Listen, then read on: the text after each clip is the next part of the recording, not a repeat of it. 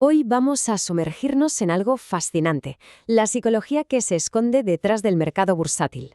A ver, esta es la pregunta del millón, ¿no? Más allá de todos los números, de los gráficos que vemos a diario, ¿qué es lo que de verdad mueve los precios?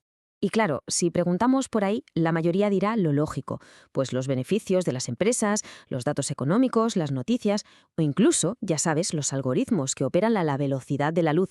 Y no les falta razón, ¿eh? Son respuestas correctas, por supuesto. Pero, ¿y si hubiera algo más?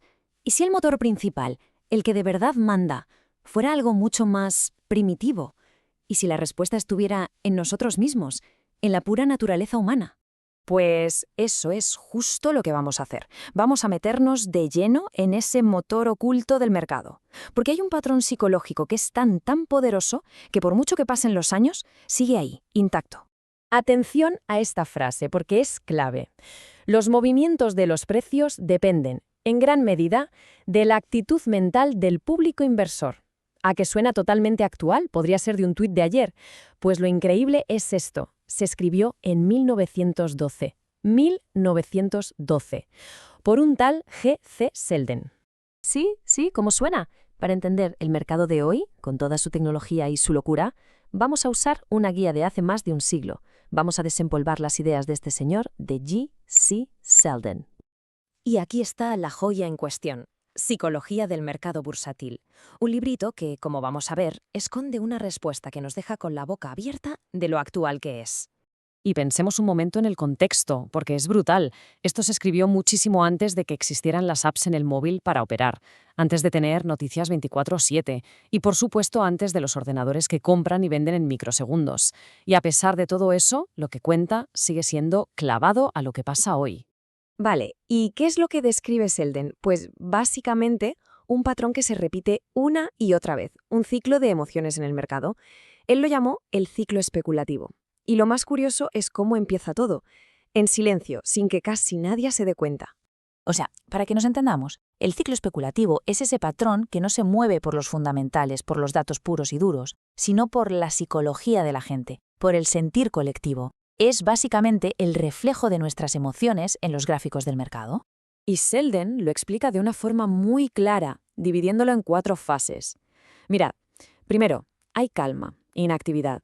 Después, una subida que casi ni se nota. Luego, empiezan a saltar las alarmas, llegan los primeros valientes.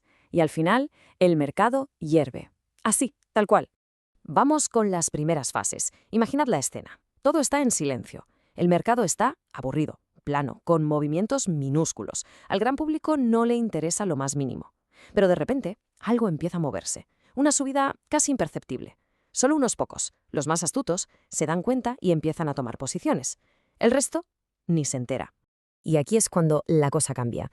De repente se rompe el silencio. La gente empieza a hablar de ello. El público general se empieza a fijar. Y la energía del mercado da un giro de 180 grados.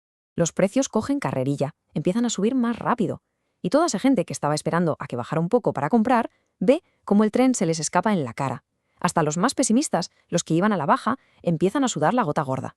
Y esta frase de Selden es oro puro, porque captura el cambio de mentalidad.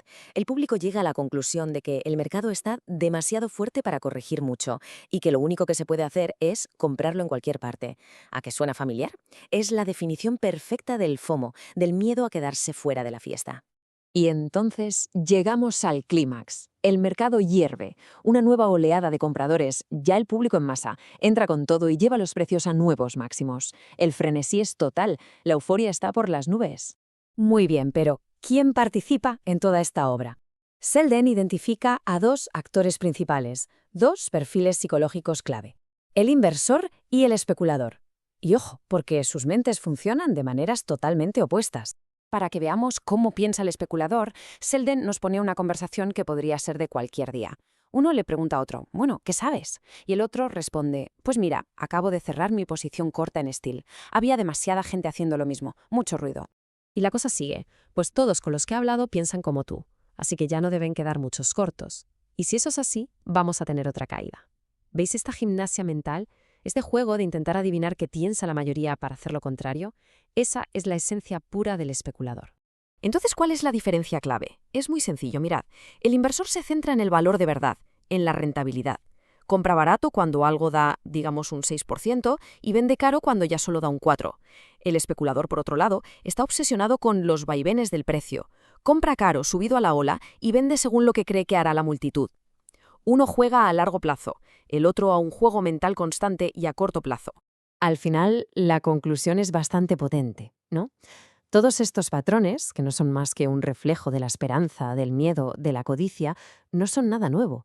Tienen más de un siglo de historia y, sin embargo, siguen siendo el motor de los mercados hoy en día.